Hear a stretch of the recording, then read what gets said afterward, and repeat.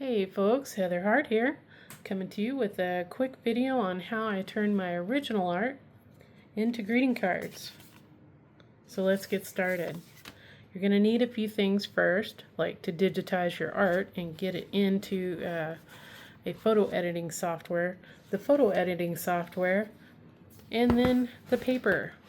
My paper that I like to use for many years now has been the 60-pound Polar Matte double-sided from Red River Paper. Double-sided's nice because you can print on the inside, but lately I've been using their 88-pound, which is a lot heavier and gives you more of that greeting card feel. Be sure and look at the insert sheet, which has a lot of quick setup information on how to get your greeting cards looking the best. And we'll go to their website and I'll show you on their website where you can get ICC profiles and also some quick reference, quick help on how to get the best you can out of your printer. All right. And then for the 88-pound Red River Paper greeting cards, I have chosen to use a bone folder because they're a lot thicker, like a traditional greeting card, and this just helps get the card closed. You don't have to have that. The handle of your scissors will work too. So, all right, guys, we're on redriverpaper.com, looking at the resources page and finding color profiles. We see that they have put together a how-to install on Windows and Mac. Scroll through the many art printers that they have created ICC profiles for and find your printer. Mine is the 8500 and 8550 EcoTank. And I can see here from this page all the papers that I would be interested in are included in the ICC profile download, particularly the Polar Mattes, the 60-pound and the 88-pound paper. And then I would click this link. Notice on the resources tab as well that they have under there a printing help center to get the best out of your printer. There are many questions answered and they're quick to respond if you have a question. Alright guys, we're back in Photoshop and setting up our greeting card. I use inches, so it'll be 10 by 7 at 300 DPI, and yes, I leave it RGB.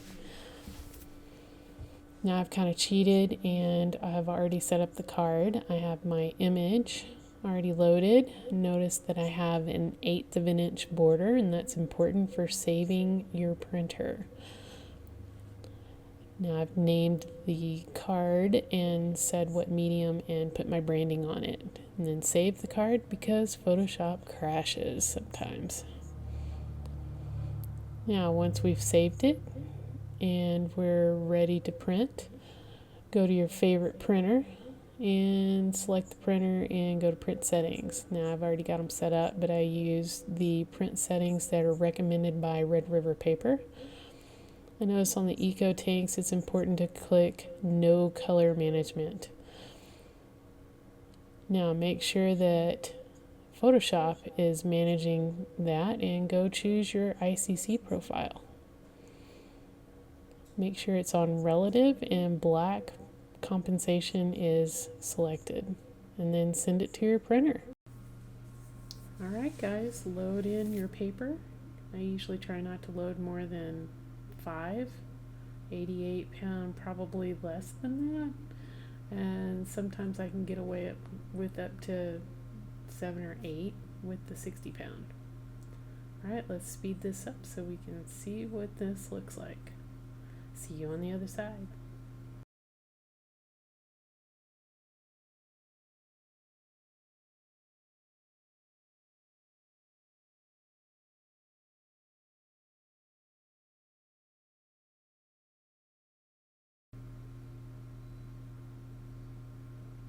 Alright, there you go. One greeting card. Alright guys, now we have our greeting card. Be sure and sign your art, and remember these cards are archival and are basically mini prints, so you can frame them. I like to run the bone folder over them so they're nice and flat. I also will use these cards as a 5x7, just cut right down the middle. Saves getting ready for a Comic-Con or a show or an art fair really fast. So yeah, there you go. Be sure and add these to your shop, as they are easy, don't require much effort, and pretty cheap to send out as well. If you like this video, please like and subscribe, and look forward to more content. Have a great day.